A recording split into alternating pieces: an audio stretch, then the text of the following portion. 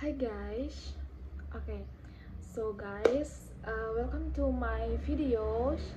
Jadi ini adalah video pertama aku dan aku tuh sebenarnya terinspirasi dari banyaknya cewek-cewek di luar sana yang udah aku nontonin video-video mereka yang wow, ternyata kalau misalnya kita buat apa ya, membagi atau nge-sharing kita punya experience ataupun kehidupan yang memang kita harus bagikan gitu.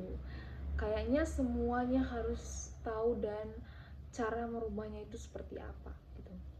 Okay, so guys, welcome to my video the first time aku ngebuatin seperti ini. So aku Liani. Sekarang aku lagi berada di semester yang sangatlah wow gitu. Kalau kata orang, semester yang dimana semua sifat teman-teman sekelas kita itu keluar gitu, sifat aslinya. Jadi aku berada di semester ini sekarang, semester 4, dan ya seperti itu. Jadi sangat, waktu itu sangat cepat gitu, tiba-tiba udah semester 4, nanti Juni tiba-tiba udah semester 5 gitu. Jadi guys, begitu banyak hal yang harus aku jalanin selama aku berada di kota orang ini. Aku sekarang ada di Jogja. Aku dulu aku nggak akan berekspek seperti ini dengan keadaan aku sekarang ini. Jadi waktu SMA ini aku ceritain ya, dari dulu waktu SMA aku itu dibilang siswa yang apa ya, nggak seaktif nggak aktif lah ya, nggak terlalu aktif kalau untuk kegiatan-kegiatan di sekolah itu, ekstrakurikuler ya, itu aku nggak pernah aktif kecuali ya 1-2 gitu lah. Tapi mungkin karena COVID-19 membuat kita semakin malas gitu ya. Padahal karena dulu waktu SMA itu nggak kenal banget yang namanya, kan nggak ada TikTok ya, maksudnya dulu tuh nggak terlalu ini sama TikTok. Terus paling taunya WhatsApp, itu pun WhatsApp hanya untuk memberikan informasi atau mendapatkan informasi dari rekan-rekan kita atau teman-teman kita gitu. Terus waktu aku emang dulu itu emang udah pengen banget untuk kuliah di Jogja, karena uh, di Jogja itu kayak apa ya, Jogja itu vibesnya enak, terus pariwisatanya itu kayak nggak jauh-jauh banget. Nah, sampai aku di sini aku udah tahu, oh ternyata gini ya kalau di Jogja gitu. Tapi aku bersyukur karena aku bisa lebih mengenal lagi atau lebih dewasa untuk menghadapi berbagai macam hal dalam kehidupan ini. Dulu aku mau menceritakan tentang awal aku masuk kuliah itu tuh, karena aku dulu waktu awal banget masuk kuliah itu emang kayak excited gitu loh, kayak oh my god, aku sekarang udah kuliah gitu kan. Padahal dulu waktu SMA kalau cerita-cerita sama temen, aku tuh pengennya itu kalau dilihat-lihat ya, pengen pengen kerja aja, pengen punya uang sendiri, pengen punya motor sendiri. Itu kan khayalan dulu ya, karena banyak yang menjadi inspirasinya kita. Tapi yang ngejalanin itu semua nggak seperti yang kita pikirkan gitu. Nah, kok lama-lama itu kalau aku nggak kuliah, ih gimana kata orang ya. Nah, aku semakin ini, aku pernah dulu karena, tapi emang aku tuh punya orang tua yang suka bercanda gitu, suka lihat anaknya menangis dulu baru kayak iya gini gini gitu. Nah dulu itu seperti itu, aku pernah banyak banget aku daftarin uh, kampus-kampus gitu, pariwisata sih tapi khususnya. Nah, aku dapetnya di Jogja dan I'm so grateful for everything in my life now. And so yeah guys, intinya adalah kita harus bersyukur di setiap waktu, di setiap kehidupan yang kita dapat. Jadi untuk masa kuliah sekarang ini banyak banget hal yang harus aku pelajari dan yang aku dapat, yang aku harus syukuri gitu.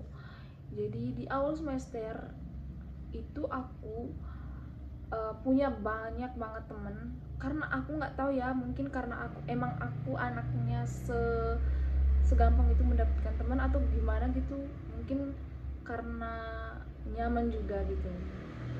Dulu aku punya banyak temen, tapi emang benar di siklus anak perkuliahan itu kalau awal-awal itu ternyata emang banyak banget temen gitu kan, banyak banget gitu. Tapi semakin lama semakin kayak aduh ternyata gini ya, maksudnya satu-satu hilang gitu, satu persatu akan hilang gitu, akan kayak ya udah menghilang gitu. Terus kita akan lebih mengenal lagi sifat-sifat dari teman kita. Jadi di kuliah tuh emang benar-benar itu kita belajar dari semua sifat-sifatnya orang.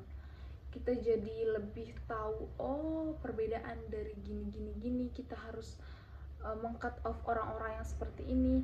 Kita itu harus belajar untuk menjadi orang yang nggak harus merespon semua apa gitu, jangan mengikuti standar teman, standar apa yang mereka mau gitu.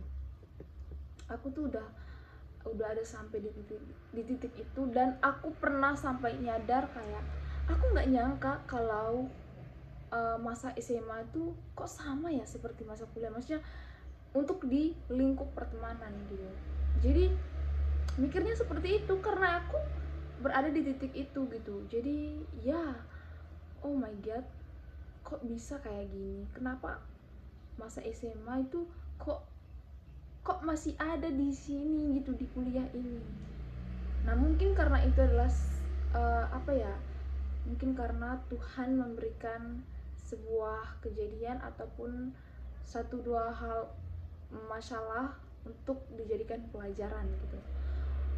Jadi dari berbagai banyak hal yang aku dapat di siklus pertemanan kuliah ini, aku jadi banyak belajar dan aku bisa mengerti untuk meng-cut off orang yang memang bener-bener kamu, wah ini gak bener nih, ini gak bisa membangun kehidupan kita. Karena kan kalau misalnya pertemanan orang dewasa ya, orang yang emang bener-bener ingin kuliah atau memikirkan diri sendiri, apalagi kita ini anak rantau, kita tuh pasti mencari teman yang bisa apa ya, buat menyemangatin sesama gitu. Jadi bukan untuk menjatuhkan, bukan untuk dijadikan sebuah standar gitu.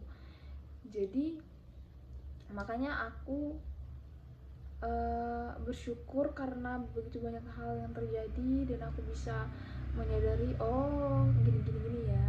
Dan untungnya aku itu, kita itu manusia itu punya kelebihan dan kekurangannya masing-masing.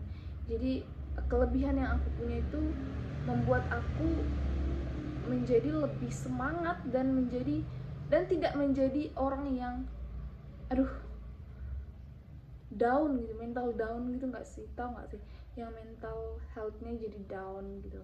Kan ada nih orang yang kayak mental healthnya down karena masalah yang seperti ini gitu, ada yang seperti itu.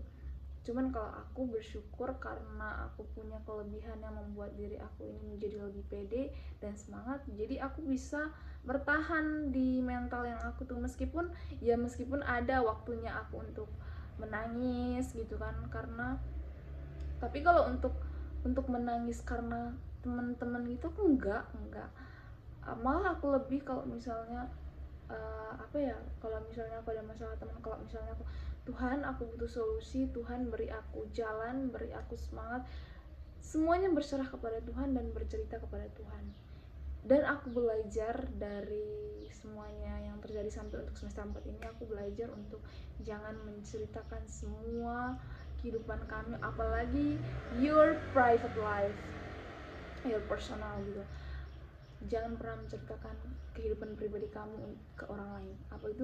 Apalagi itu kan misalnya ya itu menjadi suatu kepribadian, maksudnya hal privasi kamu dalam hidup kamu, jangan pernah dibagikan ke teman-teman kamu, karena itu akan menjadi celah bagi mereka untuk menjatuhkan kamu. Karena sekarang itu begitu banyak manusia yang ada di dekat kita malah menjadi curang bagi kita gitu. Jadi ada yang kita anggap temen, ada yang kita anggap kayak sahabat, ternyata dia malah ini menjatuhkan kita, maksudnya dia ternyata ada kecemburuan di dalam itu semua gitu. Dia malah